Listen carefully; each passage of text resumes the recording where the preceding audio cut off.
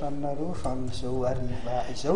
asaina parajanytsika anaraka izany hatramin'ny farany baolina kitra nentsika manomboka amin'ny fotoana no dia hariva ity dina ny tompon-daka amin'ny ligina Analamanga vokatra tsy dia nampozina ihany kanefa dia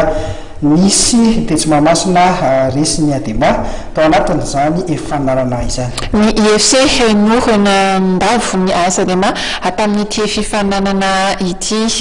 ny tatsika ihany koa ny vokatra hafa tao anatin'ny andro ny tanterana omaly tany Karians ny andro anty tetsy Mahamasina izay. Vokatra anisan'ny nisongadina indrindra tamin'ny andro faharoa fiadinan'ny tompon-dakany ligina Analamanga ho an'ny Sikazo diviziona voalohany nandresen'ny ekipan'ny IFC ireto miakanjo mavo reto tamin'ny saharoa ireny ekipan'ny AS Adema. Baolina tokana izay tafiditry Fredy teo amin'ny minitra faha-efatra amby roapolo rehefa nisy ny fitandrevaka nataony vodilaran'ny ekipan'ny Ivato.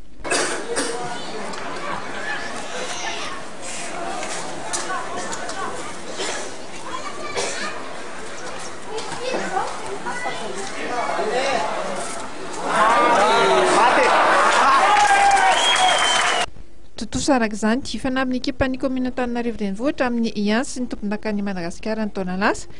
tamin'ny ankapobeny dia nanjaka ny IFC ity lalao ity mbola hita lesika ho an'ny AS Adema hatontany Angola indray teto ny eo amin'ny lafiny fiarovan-teny.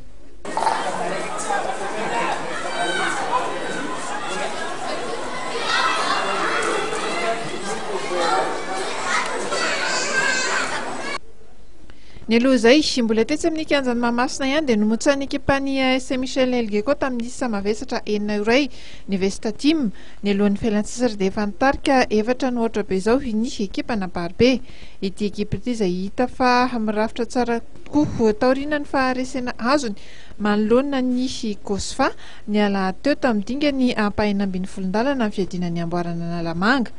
Raha ho an'ireo vokatra hafa kosa indray tamin'ny laon'ny tanterana ny asabotsy tany Karian ny Kosfa nandresy Ezamita misa roa nohatra ny tana formation dia nandavy ny COSPN tamin'ny isa telo roa ary tamin'ny isa dimy nohatra be izao nanomatsana ny AJSA ny ekipan'ny United FC.